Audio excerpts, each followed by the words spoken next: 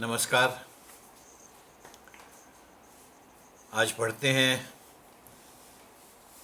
हिंदी के वरिष्ठ और बहुत चर्चित कवि नरेश सक्सेना की एक कविता। ये कविता भी उनकी काफ़ी चर्चित है, बहुत पढ़ी गई है, बहुत सराही गई है और बहुत मानीखेज कविता है। खासकर आज के संदर्भ में, जब हम मनुष्यों के सारे मूल्य गिरते जा रहे हैं, यानी कि मनुष्य, हम लोग जब गिरते जा रहे हैं अपनी मनुष्यता से, उस पर एक कमेंट है, बहुत ही महत्वपूर्ण कमेंट है। कविता का नाम है गिरना। कवि है नरेश सक्सेना। तो लीजिए, प्रस्तुत है गिरना। चीजों के गिरने के नियम होते हैं, मनुष्यों के गिरने के कोई नियम नहीं होते। चीजों के गिरने के नियम होते हैं, मनुष्यों के गिरने के कोई नियम नहीं होते। लेकिन चीजें कुछ भी तय नहीं कर सकती अपने गिरने के बारे में, मनुष्य कर सकते हैं।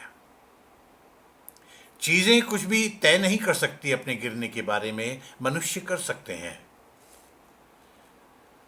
बचपन से ही ऐसी नसीहतें मिलती रहीं कि गिरना हो तो घर में गिरो, बाहर मत गिरो।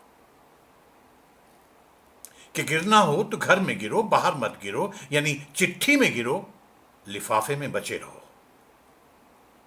यानी आंख में गिरो, चश्मे में बचे रहो। यानी शब्दों में बचे रहो, अर्थों में गिरो। शब्दों में बचे रहो, अर्थों में गिरो। यही सोचकर गिरा भीतर के औसत कद का मैं 5.5 फुट से ज्यादा क्या गिरूंगा। यही सोचकर गिरा भीतर के औसत कद का मैं 5.5 फीट से ज्यादा क्या गिरूंगा। लेकिन कितनी ऊंचाई थी वो कि गिरना मेरा खत्म ही नहीं हो रहा।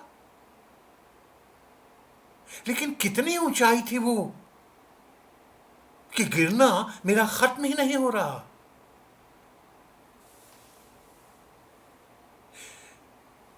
चीजों के गिरने की असलियत का पर्दाफाश हुआ 16वीं और 17वीं शताब्दी के मध्य। 16वीं और 17वीं शताब्दी के मध्य, जहां पीसा की टेढ़ी मीनार की आखिरी सीढ़ी चढ़ता है गलीलियो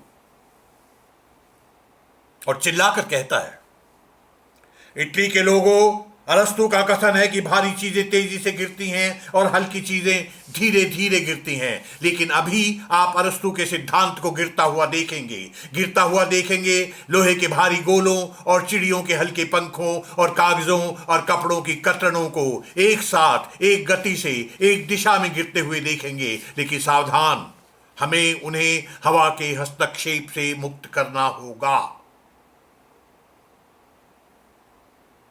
और फिर उसने ऐसा कर दिखाया। आज 400 बरस के बाद किसी को कुतुब मीनार से चिल्लाकर कहने की जरूरत नहीं है कि कैसी है आज की हवा और कैसा इसका हस्तक्षेप। कि चीजों के नियम मनुष्यों के गिरने पर लागू हो गए हैं। कि चीजों के गिरने के नियम मनुष्यों के गिरने पर लागू हो गए हैं और लोग, हर कद और हर वजन के लोग, खाए पिए और अघाए लोग, हम लोग और तुम लोग एक साथ, एक गति से, एक ही दिशा में गिरते नजर आ रहे हैं, गिरते नजर आ रहे हैं, गिरते नजर आ रहे हैं। इसीलिए कहता हूं कि गौर से देखो अपने चारों तरफ चीजों का गिरना और गिरो। गिरो जैसे गिरती है बर्फ ऊंची चोटियों पर, जहां से फूटती हैं मीठे पानी की नदियां। गिरो जैसे गिरती है बर्फ ऊंची चोटियों पर जहां से फूटती हैं मीठे पानी की नदियां। गिरो प्यासे हलक में एक घूंट की तरह, रीते पात्र में पानी की तरह गिरो, उसे भरे जाने के संगीत से भरते हुए गिरो। गिरो आंसू की एक बूंद की तरह किसी के दुख में। गेंद की तरह गिरो खेलते बच्चों के बीच। गिरो पतझर की पहली पत्ती की तरह एक कोपल के लिए जगह खाली करते हुए गाते हुए ऋतुओं का गीत।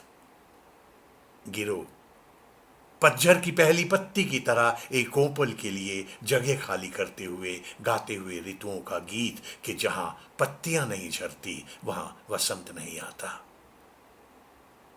जहां पत्तियां नहीं झरती वहां वसंत नहीं आता। गिरो पहली ईंट की तरह नींव में किसी का घर बनाते हुए।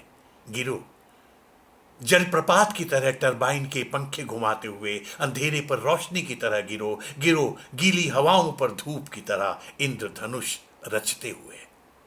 गिरो लेकिन रुको, आज तक सिर्फ इंद्रधनुष ही रचे गए हैं। आज तक सिर्फ इंद्रधनुष ही रचे गए हैं, उसका कोई तीर नहीं रचा गया। तो गिरो गिरो उससे छूटे तीर की तरह बंजर जमीन को वनस्पतियों और फूलों से रंगीन बनाते हुए बारिश की तरह गिरो। गिरो सूखी धरती पर पके हुए फल की तरह धरती को अपने बीज सौंपते हुए गिरो। गिर गए बाल, दांत गिर गई नजर और स्मृतियों के खोखल से गिरते चले जा रहे हैं नाम, तारीखें और शहर और चेहरे, और रक्तचाप गिर रहा है। रक्तचाप गिर रहा है, तापमान गिर रहा है, गिर रही है खून में मिकदार होमोग्लोबिन की।